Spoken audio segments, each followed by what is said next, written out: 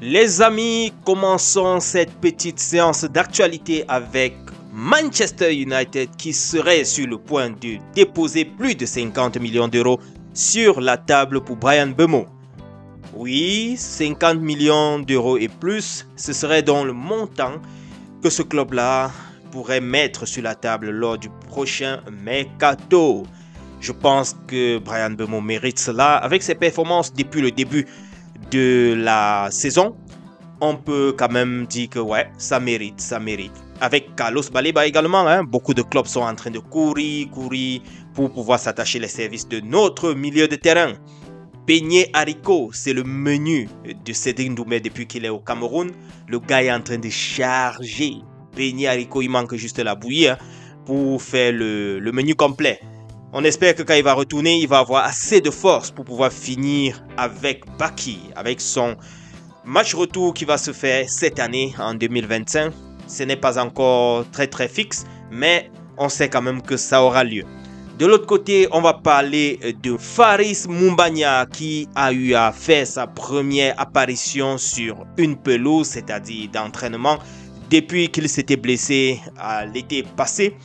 On espère que les choses vont s'accélérer autant pour moi pour que d'ici la fin du mois de janvier, d'ici début février, qu'il puisse peut-être livrer ses premiers matchs de la Ligue 1 en France.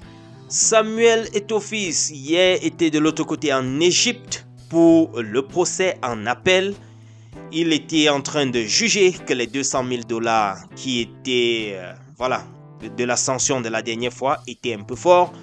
On ne sait pas ce que vont décider les juges de la CAF.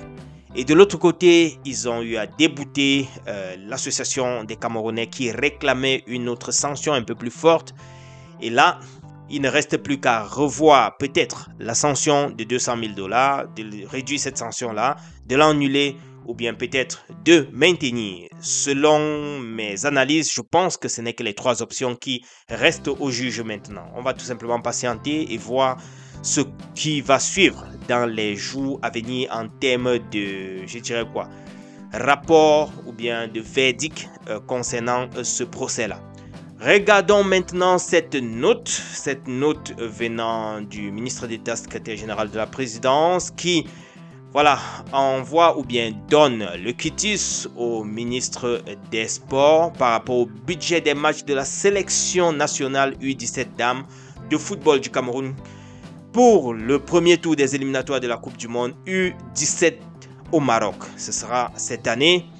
Le match va donc se jouer le 12 et le 18 janvier 2025. Ce sera donc au Caire et à Bafoussam.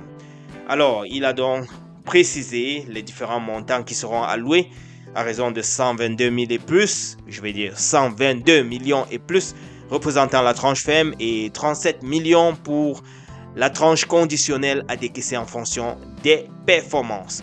Ça, c'est pour les équipes nationales U17. Les amis, je vais vous laisser avec ce match du Real qui est en train de jouer à domicile contre Mallorca, comptant pour la Super Copa de España ou bien de l'Espagne. La demi-finale, c'est ça. Et on espère tout simplement que Kylian Mbappé va nous mettre au moins un but aujourd'hui. En tout cas, bonne chance. Retrouvons-nous dans la prochaine, les gars. On est ensemble. Ciao.